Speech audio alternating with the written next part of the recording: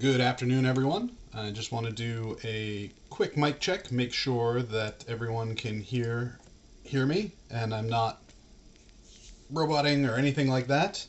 And then we'll get this stream started. Uh, all right. Well, it feels like it has been forever since I've done one of these. So just do a quick reintroduction.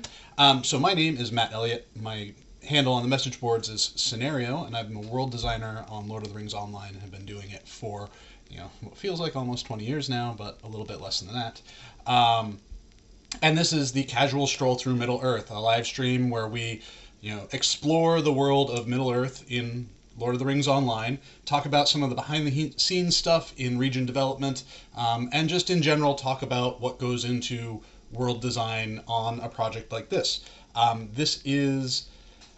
This is not a stream that is focused at all on gameplay matters, things like monster play, game systems, boss encounters, that sort of thing. I'm not talking about any of that sort of stuff. So I unfortunately won't be able to answer any questions in that vein. Message boards are probably the best place to do that kind of Q&A, at least until a stream like this happens with those things in mind. I am, of course, very happy to answer questions in regards to world design. Particularly, we're taking a look at the Misty Mountains this week. But if you have other questions related to world design too, I'm happy to answer them. So if you have questions, feel free to drop them in chat, and we'll get to them as I explore the Misty Mountains with you all. So we'll start right off with Captain Kieran asking if we have questions about areas you've covered and we missed, such as Evendim. Could we ask those questions? Certainly feel free to ask them. It definitely helps to kind of fill the time a little bit as we're running around. Not that I have any difficulty running over the time in this stream, but feel free to ask away. So, without further ado, we're starting this stream in the northern portions of the Rivendell Valley. This is how you get into the Misty Mountains. And a little piece of trivia that I had completely forgotten about until I started researching locations to kind of move to while I was preparing for the stream was originally the Misty Mountains was kind of intended to be sort of an extension of the Trollshaws. A lot of our file naming structure for the Misty Mountains still has a lot of artifacts from the Trollshaws within it. So it was just something that kind of threw me off a little bit as I was trying to gather notes for here, where it's just like the locations and the places, like our file names were like, well, this is still like Trollshaw's Raid or Trollshaw's Dungeon. And so it caught me off guard because I had just completely forgotten about it. And I think that kind of speaks a little bit to just how old the Misty Mountains is in regards to, level design. I think it was one of the earlier regions that we had, planned to build, and I think we immediately started building it right after we got Rivendell done. And it's always just kind of interesting to me that, it's got so much history. Another thing that kind of surprised me too is, unlike a lot of the places we've been to, this region really doesn't have much for dungeon and interior spaces to it. That was another thing that caught me off guard and that surprised me. So that was a little surprising. So Squirrel asks, do distant imposter trees also give off embers when they're on fire? I'm not sure what that's in relation to. Perhaps there are some trees out there that have, kind of a design on them that makes them look burnt.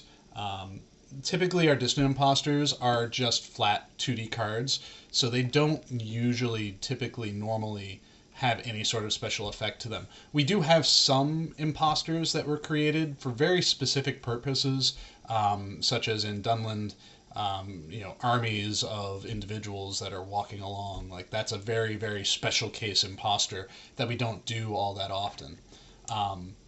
one of the things that was like really exciting about the Misty Mountains when we were making it was one of the first areas, after Rivendell, that we tried using a process called World Machine, or an application called World Machine, to help us build the first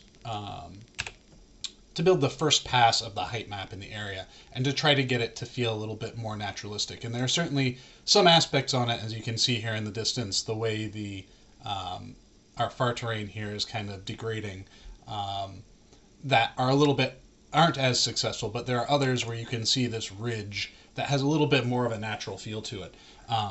And we use this in Rivendell, we use this in the Misty Mountains, in Evendim, portions of Foreshell, and in Eregion.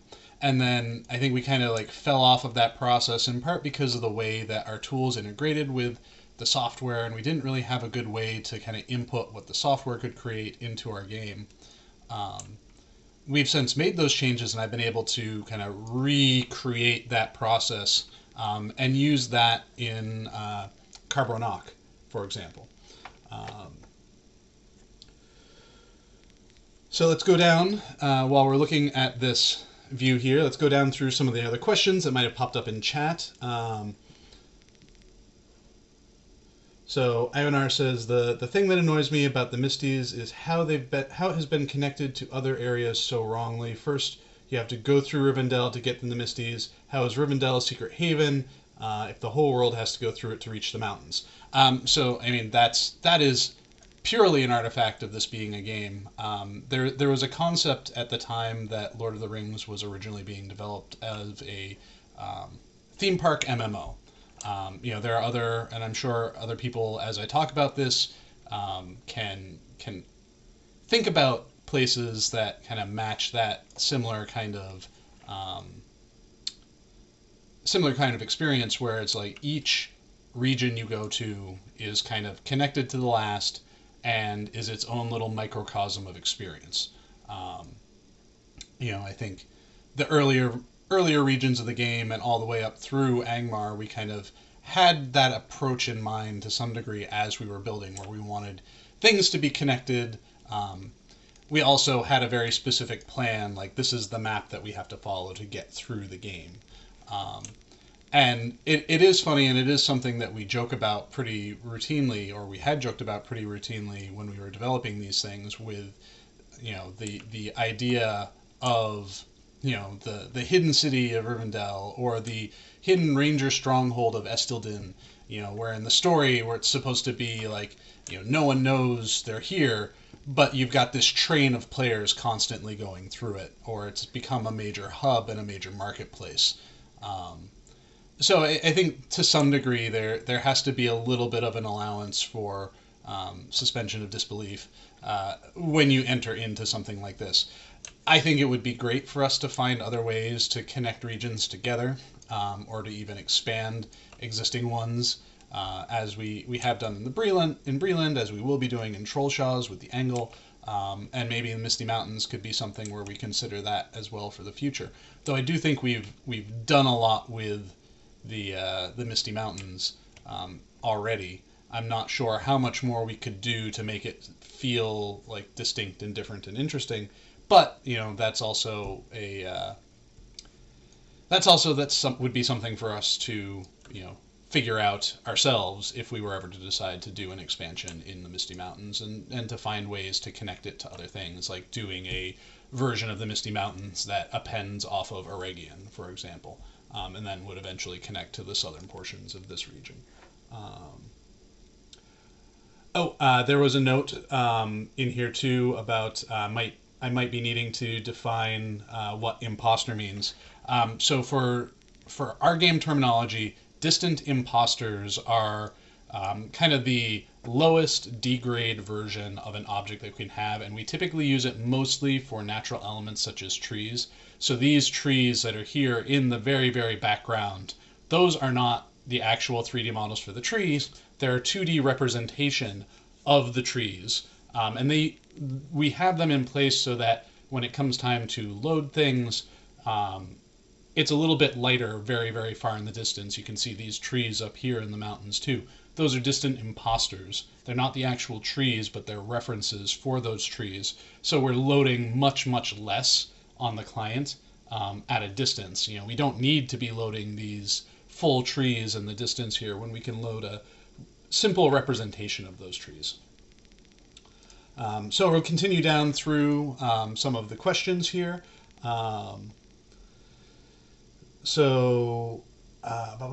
Secondly, says Ivanar, why did it take so long to have connections to the other side? Why wasn't a connection above Gladden's Field made to the Southern Link spot in the Misties, where the Guardian camp is located? It makes no sense to link the Rendhorn Pass so far away.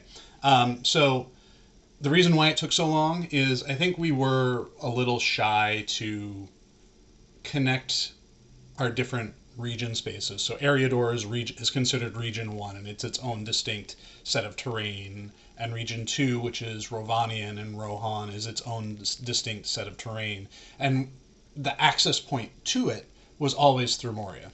And there was a lot of gameplay associated with that connection. And we were always very hesitant to kind of allow players to circumvent that, even though there were still ways for them to do it through, like, being summoned, you know, that sort of thing. And I think we just kind of got to a point where we felt that the value and interest in making that connection was greater than, you know, worrying about a level 50 character finding their way into the Vales of Anduin accidentally, versus Vales of Anduin versus going through it to get to it through Moria. And I think we're much more flexible with that now than we used to be. You know, we now have 3 connection points, or 4 actually, right? 4, between our first region and our second region. You know, you can go through the Misty Mountains to get to the Vales of Anduin. Through the Vales of Anduin, you can also cross into a one-way spot in the Rendhorn Pass. You can continue further north into Carbronach and go back and forth between Angmar there. And I believe you can enter, you can go between, like, Dunland and Rohan as well. Though it's been a while since I've played in that area, so I could not speak to that specifically. As for why we chose the spots to break through, you know, I think part of it was an interest in connecting story pieces and having the idea of this would be an interesting place for players to kind of breach through. You know, mountains are complex and scary places to traverse. You know, the paths to them are never going to be straight through paths. It's always going to be some sort of winding to get around things. And at least in my headcanon, it felt appropriate that popping out through the Redhorn Pass from Gladden Fields, from the Gladdenmere, would make sense because you're not going to just have a straight line through. Continuing down through here, through some of the questions. Why does Arwen chill so close to the borders of the Misty Mountains? She must be cold. From Captain Kieran. You know, that was... I think that's probably just another, like, artifact of us trying to spread out player load in a space. You know, if we had too many things too bunched together, you know, we were worried at the time that, you know, too many players in one spot would be problematic for, you know, the narrative experience and for the story experience. And that's why, you know, oftentimes a lot of our content isn't shy about sending you back and forth between different places, because we try to spread you out. You know, we have a concept that is an internal concept that we call land rush, which is something that we kind of brace and prepare for with every release that we do. Is that's the expectation that, you know, something new has come out and all the players are going to log in and rush to it to do it. And oh wow, this camp does not hold up over the years. I remember this being a terrifying space to play in when the game was newer, but the And time has not been friendly to it. The lack of detail and just the sheerness of some of these cliffs is not friendly. I know we've updated the textures, but whew.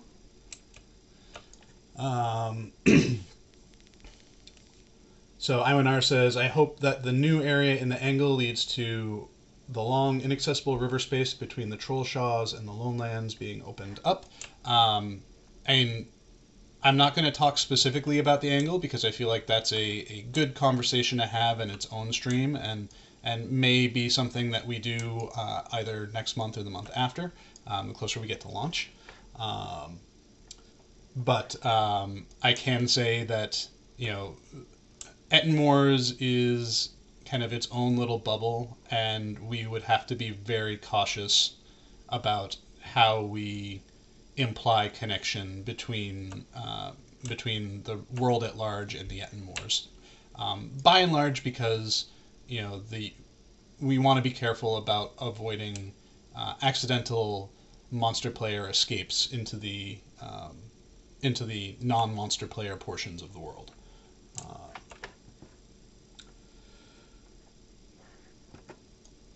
So, going through a couple more questions. When was the decision made to extend the Misty Mountains, whereas these days areas are usually finished when release? So, Misty Mountains, for people unfamiliar with the history of it, is divided into kind of two areas. So what we have here on the map, you know, Hellegrod, Bruinen Source, High Crag, Giant Halls, and Western Bruinen Source, these were all the original areas of the Misty Mountains. North High Pass and South High Pass were added post-launch to the game. And part of the reason why we decided to do that was, like, I think we were happy with the Misty Mountains, but we wanted to tell a story in Goblin Town. Like, we wanted to get to Goblin Town. And it felt correct for us to basically expand the Misty Mountains with those eastern portions, in part to service our want to go into Goblin Town, because we didn't feel like we really had a good spot to put Goblin Town in what existed for the Misty Mountains. I think at the time, too, we were very keen on kind of the concept, and again, this is all like what's old is new again, is we were very keen on the concept of, similar to what we've been doing over the last couple of years now, of expanding existing areas. You know, we did it in Breland with, what was the name of those areas? Bloop, bloop, bloop. We did it in Breland with, you know, these areas up here, and then Harn, you know, Starmere Lake, these areas here, we expanded Breland to kind of add more playable landscape. We did it in the Trollshaws with the, you know, Southern Bruinen Gorges, or Talbarunen, sorry. You know, and I think with the Misty Mountains as well, it was kind of our keenness of, like, let's show the world growing. Let's make it a bigger world, and expand on places that we were interested in expanding on. So while I'm running up this hill, let's see what other questions we have.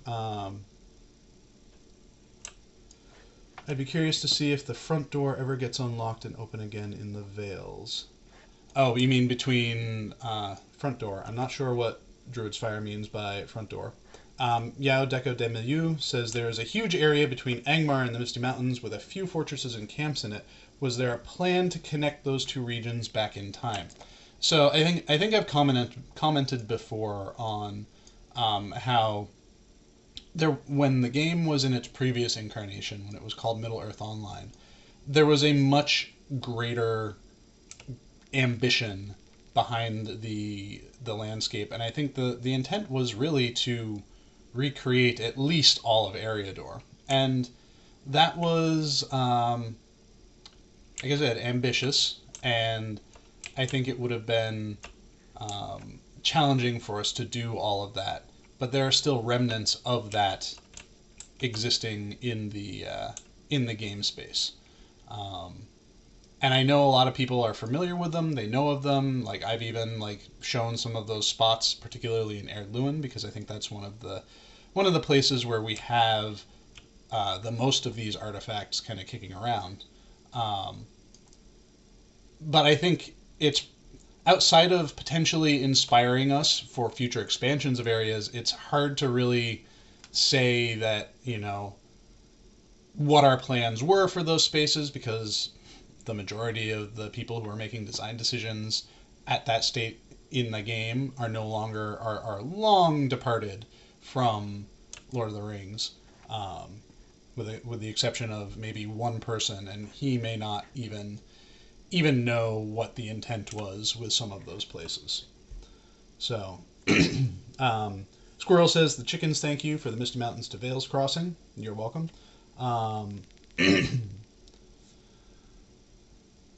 So Iwanar says, no, there's a long stretch of river to the south of the last bridge that ought to be crossable. Yes, and that will be crossable. Again, we'll touch on that when I do a stream of the angle, and we'll talk about that a little bit more. I know it's on. We're doing bull roar previews, and that sort of thing is on there now. So if you are curious, you're welcome to check in. Check that out. Check out Erebor housing and all of the hundreds upon hundreds of new decoration items that have been made for that as well. So as someone who's not made it to the Misty Mountains, Dasmardo says, who's not made it to the Misty Mountains yet, which particular area of the mountains are you most fond of or have enjoyed working on the most, and what should a new player like me look forward to when discovering this area for the first time? So I think we tried to make the Misty Mountains feel a bit atmospheric. Make it feel like its namesake, Misty. I think the eastern half of the Misty Mountains leans much more heavily into the cool weather effects than the western half does, particularly with rare monsters spawning, blizzards. That can be a little bit disorienting, but don't worry, as soon as you clear that creature spawn, then the blizzards go away. So that I think is the thing that I'm most excited about with the Misty Mountains, is our play on weather in some of these spaces. There's also a lot of like heavy story history through the epic story that happens through here, with some fairly iconic moments. And we're working our way up towards Helagrod, which is the first raid in Lord of the Rings Online. First, I think it was originally a 24-person raid, and has since been scoped back to better meet the needs of our player base.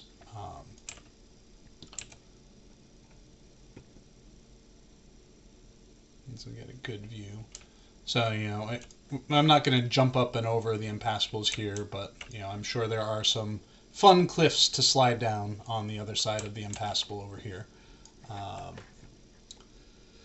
So we'll go up and get a view, and then I'll scroll on down through the questions, because I know I'm getting behind on them, and I don't want to leave them behind too much. I think one of the things that the Misty Mountains could probably have done to it to better improve it is a better navigation aids through the space, because it's kind of a pretty freeform space, and I think if we were to really try to like refresh it from scratch outside of what we had done for the legendary server, which was just kind of repainting it a little bit, kind of thinking about how you traverse the space and better helping to guide players through it.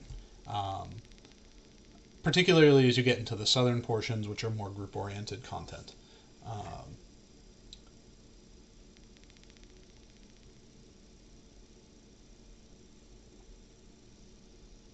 So we'll start going down through some of these questions here. Captain Kieran says, for snow particle effects on the east side near Goblin Town, does the snow only fall in a certain radius X feet out from the player, and not all around the map? So those effects are kind of bound to the player, but as long as the player is standing within a certain volume. So it's like with anything, you step into a volume, a lot of different things. Like you'll step into a camp and the day file will change. Like that's very much what's happening there. It's the effect is not bound to any specific player or creature unless the player himself themselves are inside the volume. That makes sense. I think I'm explaining it poorly. Um, So MNR says that there was a time in the past when creeps found ways to escape into the main map. It was funny. There was a funny YouTube video once upon a time. Don't know if it's still around. Yeah, and we had experimented with that a while ago, like years and years and years ago, when we were starting to try to um, potentially have a community that was more focused on PvP and regions that were more focused on PvP. And I think that experiment, like there were events that could be run to allow monster players to legitimately be out in the world, but only under certain server conditions. And I don't believe much of that exists anymore, or at least is something that we are willing to activate in its current state. Um, Squirrel says, "What would you change if you could recreate Goblin Town now? It's a love-hate area for players." It is. So Goblin Town is probably one of the biggest, most confusing dungeon spaces that we've ever made, just because of its sheer size and the sheer amount of everything that's going on in it, and the over/under of everything that's going on in it, and that can be very, very confusing and frustrating to navigate. We've tried to improve that to some degree by having it broken up into smaller, individual, discrete chunks of space, which certainly will help with player navigation, because they can know, oh, I'm in this dungeon map space, so I'm in this map and I know how it connects and that sort. I think if I could, from the ground up, rework it, I would treat it like Moria or treat it like Gundabad, and really have it be a fully realized region of its own as opposed to just being a dungeon.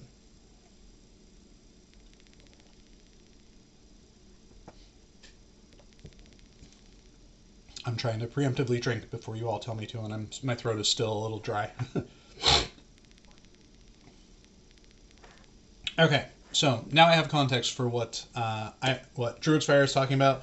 Druid's Fire had made a couple comments about the front door to Goblin Town in the Vales of Anduin that is acts like it could be clickable, but it's locked.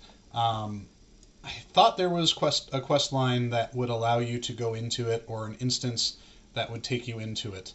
I believe the intention was to have a bigger, where am I on the map?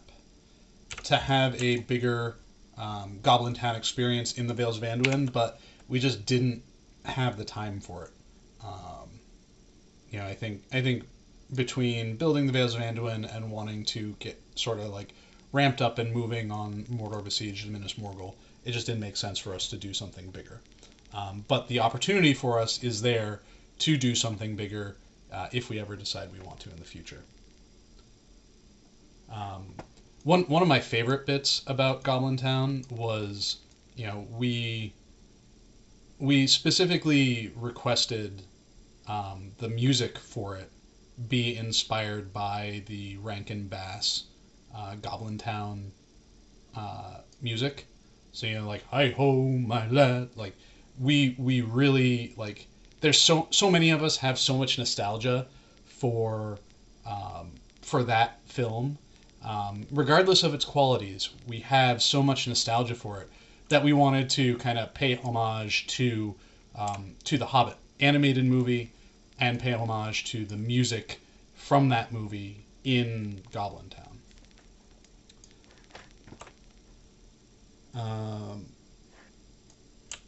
So Yao asked who the most longest lived in terms of employment at SSG is. I'm not going to talk about that specifically, but we have, a number of us are very senior veterans of both the project and of the game industry. on a whole. So we've all been around a while, and we all have a lot of knowledge of the project. Neuron Wolf says, "Is it just me, or am I running really fast?" I am running really fast because if I were to go on my mount or just go walking around, we would not get through anything in an hour. So questions, what is your least favorite zone? So when playing through the game and having been as immersed in it as I have been over the years, it's really hard for me to feel like a degree of excitement going through areas that I've like played through several times and have potentially even like rebuilt several times.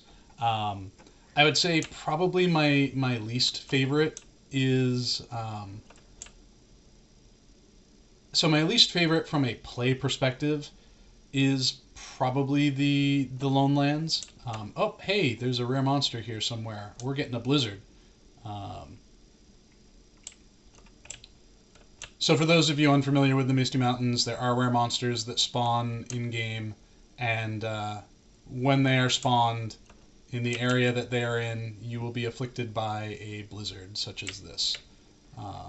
The blizzard goes away when the monster dies, but until then, you're kind of stuck, not knowing where to go and how to proceed.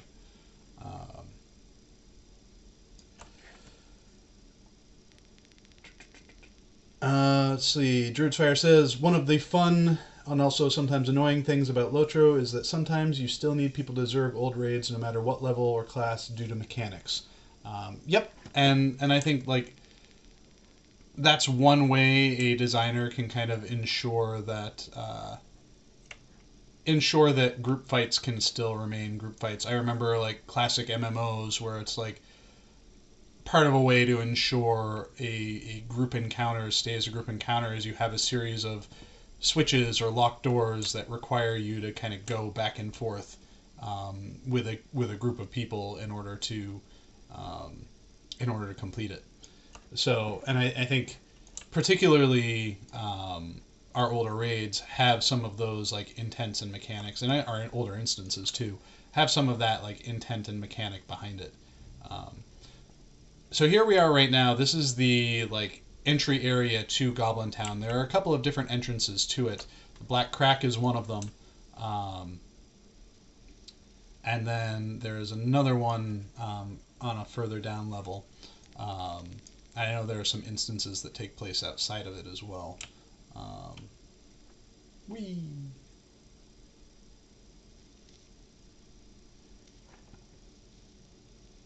Let's go down through Gashru, and yeah, so the other entrance to Goblin Town is down here, with a little ranger camp or a little player campsite so that you can easily group up to go in it. So let's take another pause to get through these questions a little bit more. So Time Nest says, how does the flying swim bug work? Have you ever gotten it? I have not reproduced it myself. I heartily encourage anyone that does run into it to file a bug report and include as much detail as you can to help us research it. Let's see, what other questions do we have?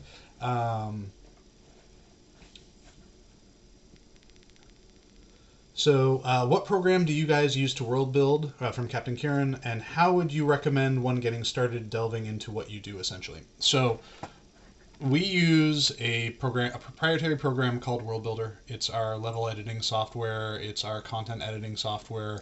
It has a lot of power to it, but it is unique and specific to the engine. As far as getting started on it, like we kind of live in a golden age of resources for that sort of thing. If it's anything that you're interested in, I heartily suggest taking a look at things like the Unreal Engine and Unity. Unreal in particular, if you're interested in landscape, has a lot of really robust yet simple to use tools. There was one point where I just, as a personal project, was like, I want to see like what the landscape workflow for something like Unreal is, and like was able to, and this might date me a little bit, and this might make some people who are familiar with it feel a little excited, but I decided I wanted to recreate Airlinth Island from Asheron's Call, and I started just a little like side project for myself to see if I could get the, the landscape to work in a way that I want, and honestly to try to like programmatically produce a lot of the like painting and scene placement and whatnot. And it was a fun little like side project, and something that at least at the times when I was not doing world design professionally, kind of the in-between times when I was between Turbine and SSG, that kind of helped me keep some creative juices going.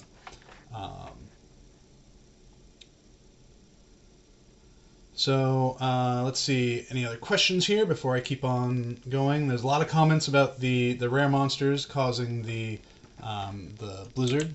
One comment from Dasmordo that the whole zone looks insanely screenshot worthy.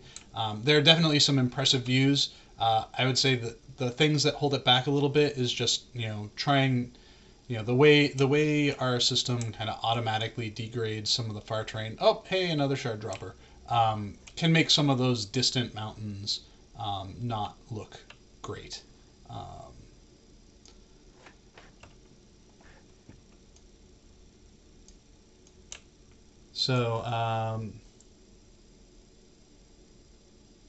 Druidfire says, by the way, can I praise the person who makes the custom graphics for each show? This one's another banger. You mean the logo for it? That is all me. And I always forget to send them to Cordovan when he needs them. I queue them up, and I get them into a draft, and then I forget to hit send because a meeting pulls my attention away.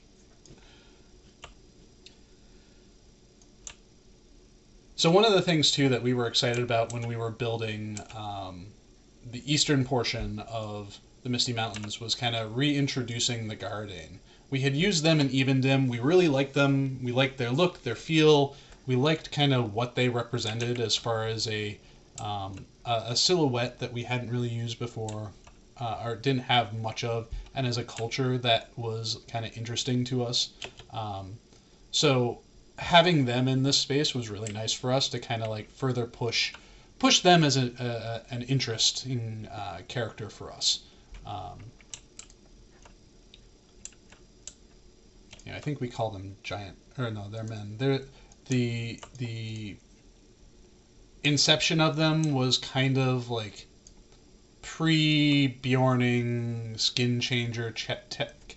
We wanted to like play with the idea of that. I also, like, when I kind of pitched it, if anyone's seen the 13th Warrior, like, I had a little bit of that in my mind as as that culture. It was just kind of this like interesting idea of a clan of folk that were so ingrained in worshiping an animal as their deity. And then we've like further kind of extended that into the Ungolidain in Region 2 in Rovanian, in Arid Mithrin and in Minas Morgul. Eben. It's not a great movie, but it's still something that I remember fondly.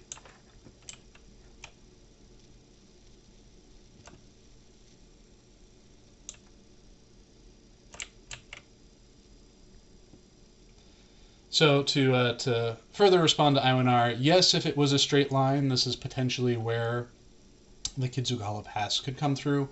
But like I said, my headcanon in regards to it is that mountains are windy, and a straight path through any mountain is not likely to happen. Can you jump over that blockage and show us what is there? I'm not sure what blockage you were referring to. Because I've probably run past it already.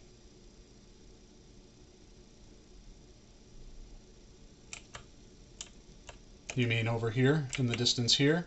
I will tell you it is undeveloped landscape. So Squirrel asked, do world builder and culture / people pre-design interact a lot, or is it just later in the design phase?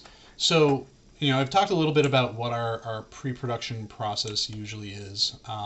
Whenever we go to build a region, we have one of our designers create a region personality document in which he exhaustively researches the region and researches what might be considered real-world influences for what's going on in that region.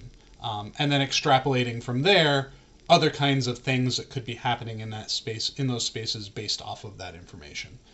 Very often, the cultures that are designed to go in these regions stem from that region personality documentation. When we built Foreshell, there was a very clear effort to do a lot of research on cultures that existed in those kinds of climates and try to develop something that would represent them in those spaces. In a place like Misty Mountains, where there isn't really a ton of society, we don't usually have a lot of cultural components to it. And instead, we think of it more in terms of archaeology. Oh, another storm. So we are at about 15 minutes left, so I'm going to start jumping into some of the interior spaces. So, like I said, they're in comparison to some of the other areas that we've been to,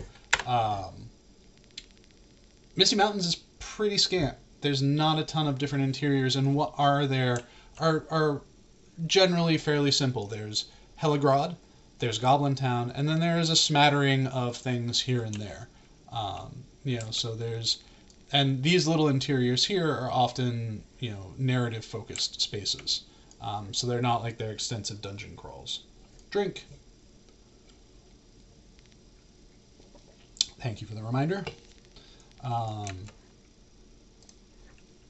So, we have Halmer Stoneshaper's tomb here. We have, that's not what I want to do. We have the Gablazan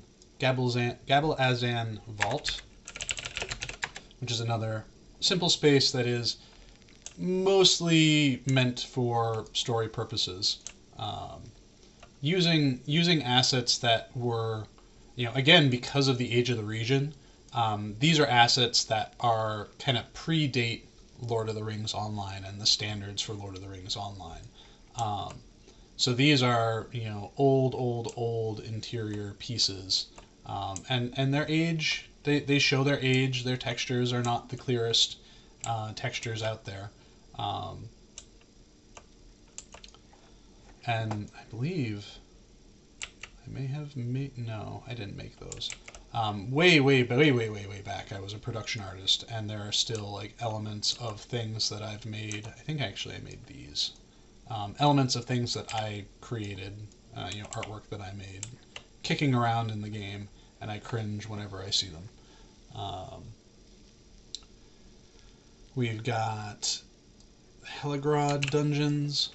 So Helagrod, players visit that a few times, or portions of it anyways, a few times outside of the context of the raid. And the idea being is we wanted to kind of end... Oh, why are you firing at me? Oh, that was neat. I'm on fire now. That's what I get for walking in front of a drake.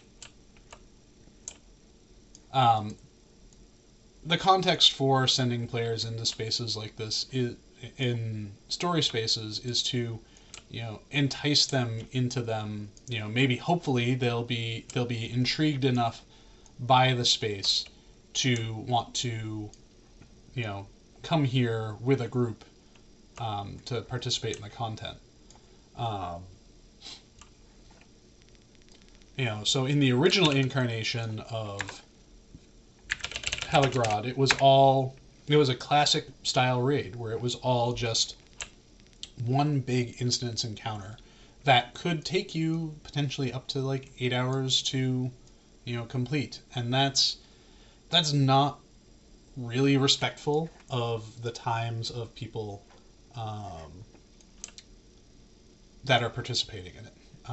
So I think there was certainly a trend towards us, scoping down and kind of chopping up a lot of these kinds of spaces into being smaller, more discrete encounters, or keeping them larger, but not requiring players to kind of have to like run through all of it in order to feel like they've completed something. I think our classic instance dungeons struggle with that a little bit. Where do I want to go next? Let us go to Goblin Town.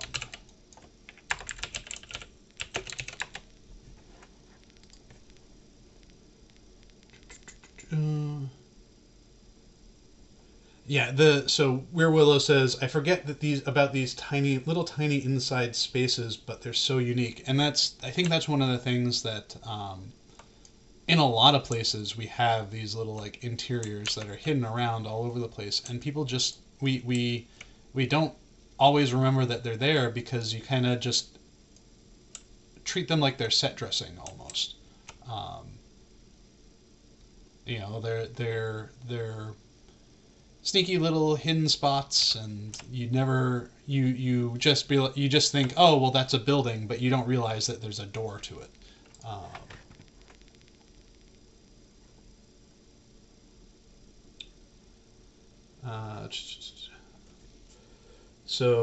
Druidfire says, I like how these are opposite of the massive scale of Moria and Gundabad.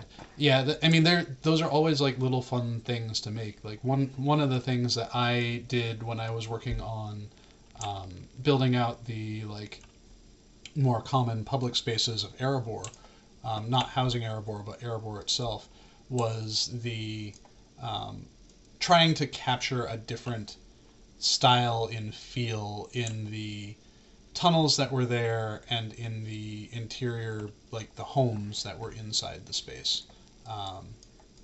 So like, the homes are a little bit more quaint. The tunnels of the mine, instead of being these massive sprawling high ceiling caverns, are more like you would expect to see a mine. So like, I like us playing with scale in that way. As long as we build it in such a way that the player camera, so that you can keep your camera kind of at the angle that I've got it at right now, and not feel like you're just like bumping into a ceiling or bumping into walls all the time.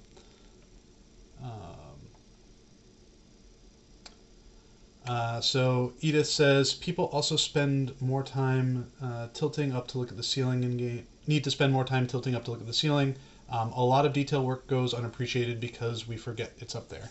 And that is something that people do all the time, something that people don't do all the time, even in real life. People don't look up enough.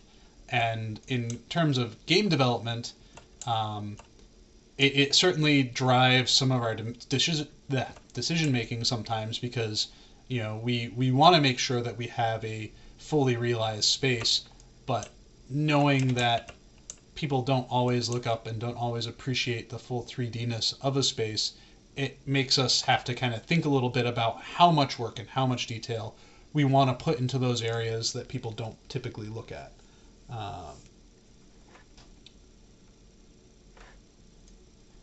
And I think one of the tools that we very recently got, which I think is helpful for us to find a kind of a common ground between fully detailing out ceilings, and providing maybe a little less detail, but still providing interest, is like a shadow volume. It's like a multi-layer series of planes with different opacities, and that lets us make a space feel darker without actually having to build out the depths of it. And then I'll usually put a smite volume in there because, that's fun too. So there was someone had asked a question about someone had said like is talking about housing items. Yeah, Xenogenesis 9 says so shouldn't ask for them as housing items. Um, I'm not sure what you're referring to as far as that goes. There is a thread on the message boards in the housing forum that is specifically for asking for specific in-game assets as housing items. So if there are items that you've seen in your experiences in the game that aren't a housing item yet, and you're interested in potentially having it become a housing item, just get down the location that the item's at and a brief description of it, and pop it on over to the into that forum thread. I will be honest, I'm likely not to get to that anything in that thread for update 32, and maybe even not for update 33, just because I've been doing so much housing work and I need to do some other work for a little bit. But that list is very much on the forefront of my mind when I start thinking about housing items again. So Captain Kieran says, since we are in the last 10 minutes, what was the architectural inspiration for Evendim? Byzantine inspired, maybe? It would have been the first introduction to Numenorian cities, and set the tone possibly for Gondor too later on. So I don't recall specifically what the inspiration for the Anuminos set was. I think we had done some research on Gondor. We had done some research on things like Numenor as well. Even though we couldn't really use materials out there, it's useful for us to research those kinds of things. So I think a combination of like doing that sort of research as well as doing that sort of research and just kind of extrapolating. I think what we did in Evendim, and particularly in Anuminos, helped inspire what we did going forward with things like Rohan, particularly in the general shape, forms, and footprints of the assets that we created. There is the like visual and art inspiration, but then there is also the like creation aspect of it. And the things that our artists did to create the assets, I think, were a great blueprint for us in terms of the styles and shapes of assets that we would need and want to use in the future to build those larger cities. So something like Evendim is very much a like prototype for when we got to things like Minas Tirith and Osgiliath and Dol Amroth. And helpful for us to kind of know, like, okay, these types of pieces work for us, these types of pieces don't work for us. This is the thing. These are the things we need and don't need.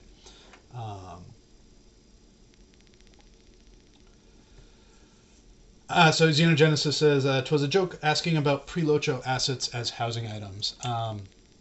If I were to make some of those into housing items, the artists, particularly the artist that we work closest with, would probably hunt me down at home and give me a stern talking to about using such garbage art.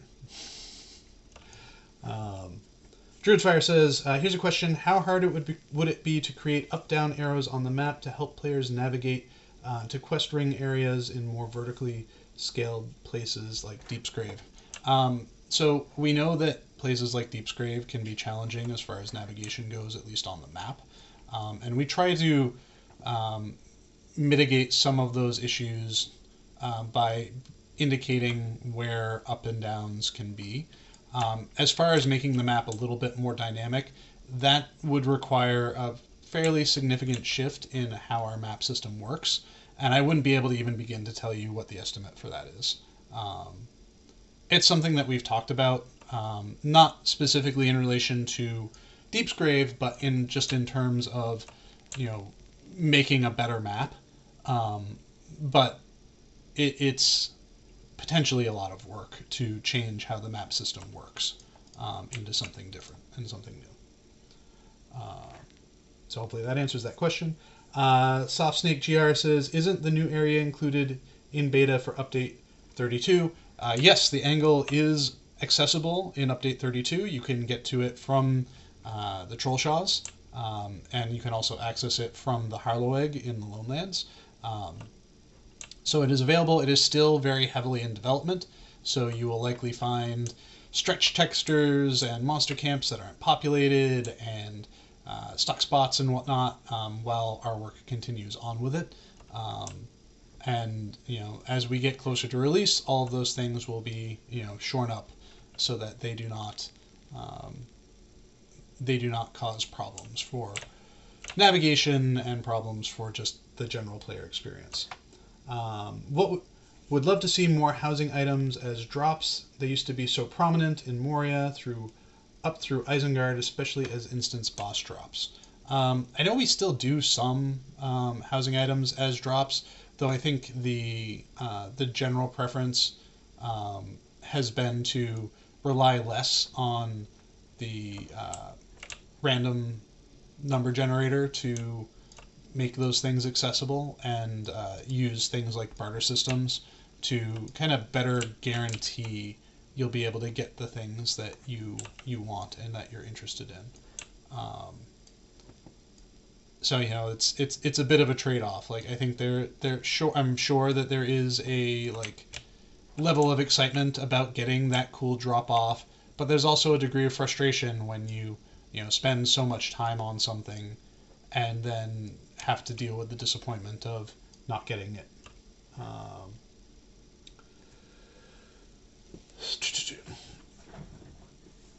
So next, let's see. So we've already talked about the multi-level maps. So the multi-level areas in Gundabad are a problem for normal maps. We need multi-level maps. I don't disagree that it would be beneficial to have. I just can't give you any specifics on it. Was the goblin art in Close to Goblin's Cave inspired by all the goblin art Tolkien drew in his father's Christmas letters? I'm not sure. I know we had, it might have been, I know we had kind of the concept of the goblins in here, and the goblins in the story treated him very much as kind of a boogeyman, as a monster that they themselves were scared of. Speaking of the goblin art right here, so the cave paintings may have been, we may have found that information and were inspired by it. I don't entirely remember. It has been so long ago since we did that.